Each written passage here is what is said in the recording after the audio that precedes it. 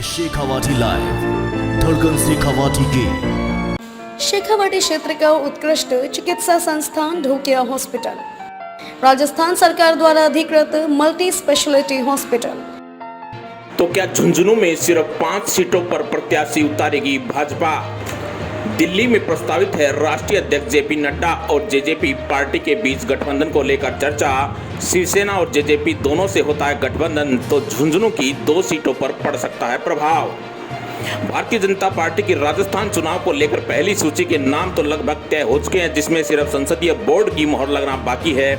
इस मामले में जहां यह जानकारी निकलकर सामने आ रही है कि पार्टी अपने 5 से लेकर 7 सांसदों को भी विधानसभा में चुनाव उतार सकती है, वहीं जयपुर में कल भाजपा के राष्ट्रीय अध्यक्ष जेपी नड्डा और गृह मंत्री अमित शाह चुनाव को लेकर पार्टी के पदाधिकारियों से गहन चर्चा की है।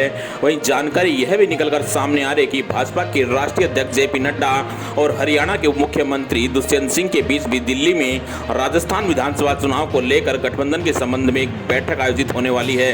वहीं भाजपा राजस्थान के चुनाव में जेजेपी तथा शिवसेना से गठबंधन कर सकती है।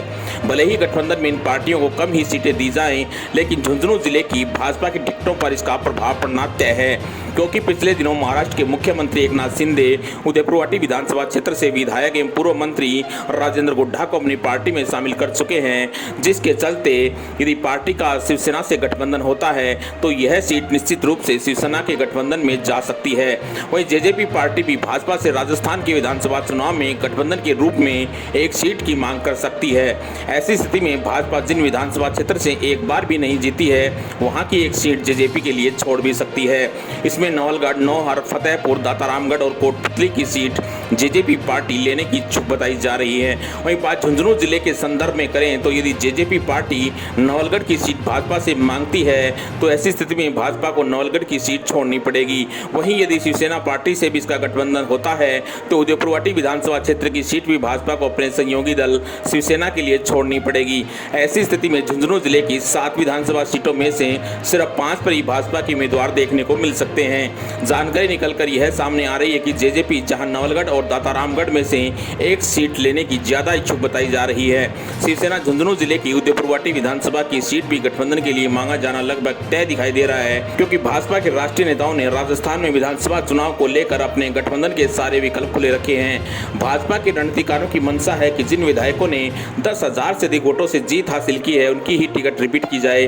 वहीं जो नजदीकी मुकाबले में गत विधानसभा चुनाव में भाजपा के उम्मीदवार हारे थे, वहां पर उनकी वर्तमान में मजबूत स्थिति दिखाई देती है, तो एक बार उन पर दोबारा से पार्टी विश्वास जता सकती है। लेकिन जो भाजपा के उम्मीदवार बड़े अंतराल से चुनाव हारे थे, उन्हें दोबारा टिकट पार्टी नहीं थमाएगी, भले ही प्रदेश भाजपा के नेता कितनी ही उनकी लॉबिंग कर लें। इस प्रकार से जो तस्वीर निकलकर सामने आ रही है, उसमें कई भाजपा नेता जो आगामी विधानसभा के लिए स्वयं को विधायक घोषित कर रहे हैं, उनके सपनों पर वज्रपात होना भी तय है। वहीं आपकी जानकारी के लिए बता दें कि यहाँ पर झुंझुनू जिले से तात्पर्य राजनीतिक परिदृश्य के झुंझुनू जिले से है, जो जिलों के विभाजन से पूर्व की स्थिति थी। Shekhawati live bureau report, Jhunjhunu.